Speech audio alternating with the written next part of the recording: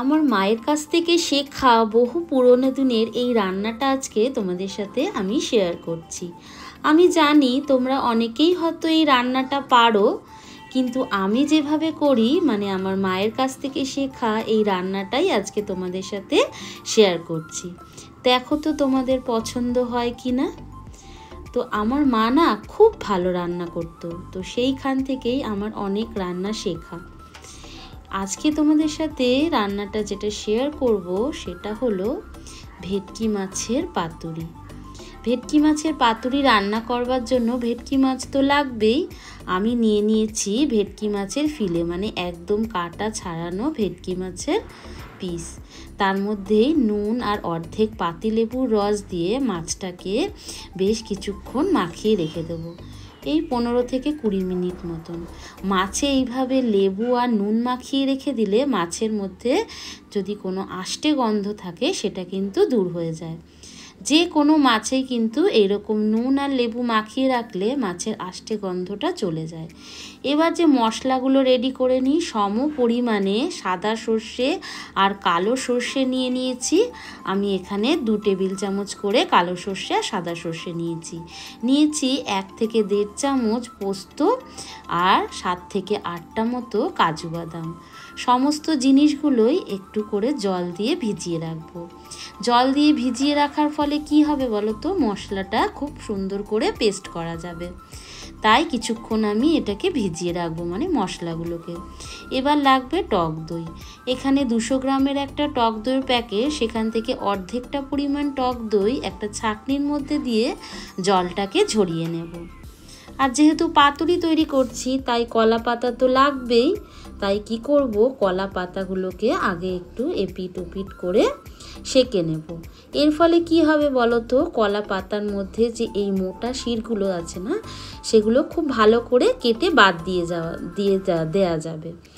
মানে কোনো রকম, মানে যখন ধরো এইভাবে যে কাটছি না শিরগুলো, অনেক সময় কি হয় পাতাগুলো ফেটে যায়। কিন্তু যদি আমরা গ্যাসের মধ্যে এইভাবে উল্টে পাল্টে একটু সেঁকে নিই তাহলে পাতাটা কাটতে কিন্তু কোনো রকম অসুবিধে হয় না। এরপর মশলাগুলো বেশ কিছুক্ষণ ভিজিয়ে রাখার পর মশলাগুলোকে ছেঁকে নিতে হবে। সমস্ত সর্ষেটা ঢেলে দিলাম, পোস্তটাও ঢেলে দিলাম, এরপর কাজু বাদামটাও ঢেলে দিচ্ছি। আর দিয়ে দেবো কয়েকটা কাঁচা লঙ্কা। এইভাবে জল মানে ঝারিয়ে নেওয়ার একটাই কারণ মশলাটাতে খুব বেশি জল দিয়ে পেস্ট করব না। মশলাটা জল দিয়ে পেস্ট করলে খুব পাতলা হয়ে যাবে। আর সামান্য একটু নুন দিয়ে মশলাটাকে পেস্ট করে নিলাম।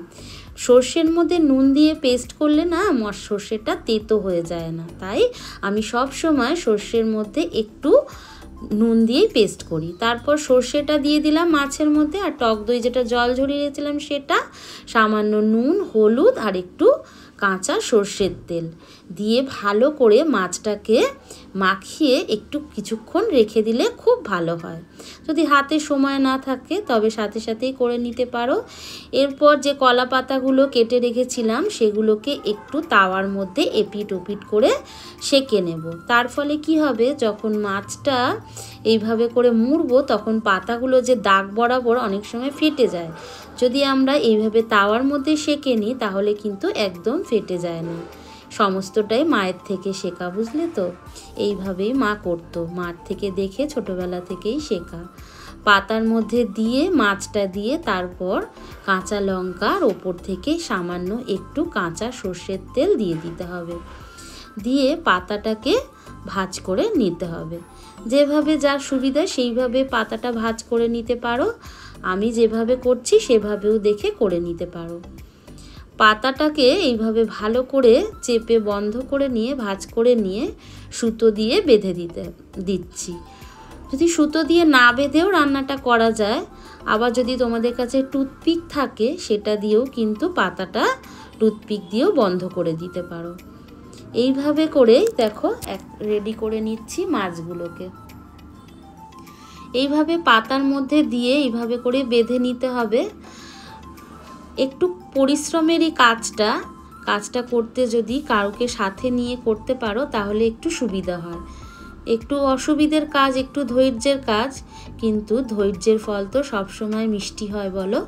যখন রান্নাটা সবাইকে খাওয়াবে এইভাবে বানিয়ে, সবাই যখন প্রশংসা করবে, তখন এইটুকুনি পরিশ্রমও কিছুই পরিশ্রম মনে হবে না। তখন মনটা ভীষণ আনন্দ হয় যখন কেউ বলে খেয়ে যে ভীষণ ভালো হয়েছে। সবার মুখের মানে পরিবারের সবার খুশি দেখে ভীষণ ভালো লাগে। এইভাবে সবগুলো বানিয়ে নেওয়ার পর তাওয়াতে একটু সর্ষের তেল দিয়ে পাতায় মোড়া পাতুরিগুলোকে এক এক করে সমস্ত দিয়ে দেব। দিয়ে একটা ঢাকনা চাপা দিয়ে দেব, আর এদিকে গ্যাসের ফ্লেমটাকে লো করে দেব। একটা পিঠ 5 মিনিট লো আঁচে ঢাকা দিয়ে রান্না করে অপর পিঠটা এইভাবে করে উল্টে দিতে হবে। অপর পিঠটা আরও 5 মিনিট রান্না করে নিতে হবে ঢাকা চাপা দিয়ে। এইভাবে করে তোমরা কিন্তু এইভাবে ভেজেও করতে পারো, বা অনেক সময় ভাপিয়েও করা যায়। মানে জলের একটা কিছুর মধ্যে জল বসিয়ে তার উপরে একটা ঝাঁঝরি থালা বসিয়ে এইভাবে কিন্তু তোমরা স্টিম করেও নিতে পারো, সেটাও খেতে ভালো লাগে। কিন্তু আমার বেশি এইভাবে ভেজে করলেই মনে হয় বেশি ভালো লাগে। তো আমার মায়ের তৈরি এই রেসিপিটা তোমাদের কেমন লাগলো? তোমাদের নিশ্চয়ই ভালো লেগেছে। প্রতিবারের মতন একটাই কথা বলবো, যদি তোমাদের এই রান্নাটা একটুও ভালো লেগে থাকে তাহলে অবশ্যই কিন্তু জানিও। খেয়ে দেখো, নিশ্চয়ই ভালো লাগবে আমার মায়ের তৈরি এই রান্নাটা। মায়ের থেকে শেখা এই রান্নাটা ভীষণ ভালো হয় খেতে, ভীষণ ভালো হয়েছিল। তোমাদের দেখো কেমন লাগে। তোমাদের সাথে আবারও নেক্সট অন্য কোনো রান্নাতে আবারও দেখা হবে। তোমাদের অসংখ্য ধন্যবাদ।